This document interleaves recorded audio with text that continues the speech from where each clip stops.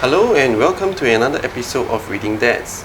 Today I'm going to read the handy Mr Hippo. So it's by a Korean, the author called Chae In-son. And this book is connected to social and emotional learning. I found that this book is really useful as it teaches little children the importance of social and emotional aspect of their life.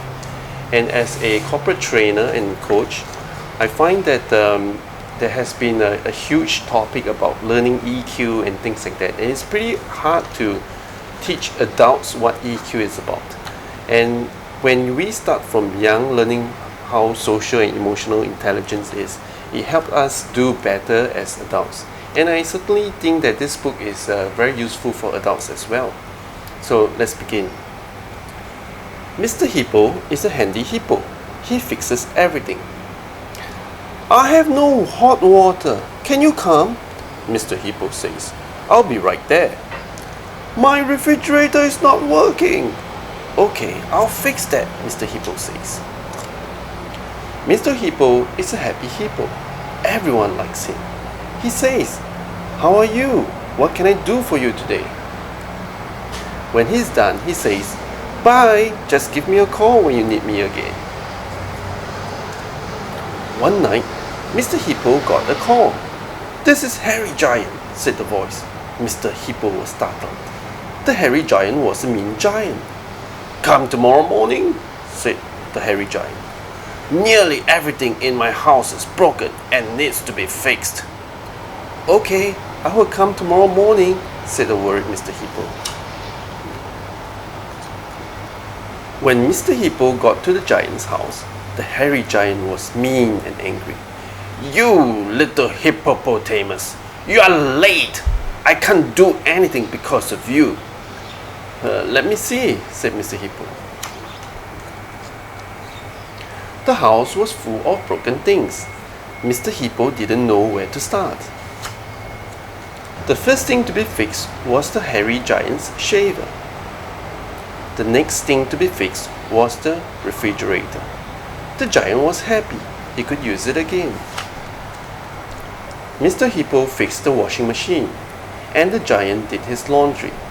Mr. Hippo fixed the oven, and the giant had a meal. The next day, Mr. Hippo fixed the fan and the television. Mr. Hippo worked hard. There was one chair left to fix. The hairy giant was grateful for all Mr. Hippo had done.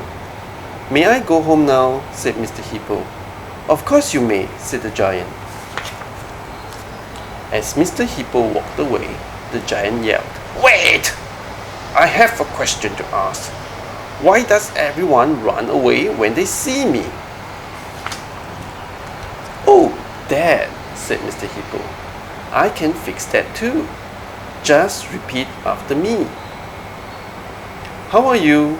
Welcome. Bye. Have a nice day. Please come again.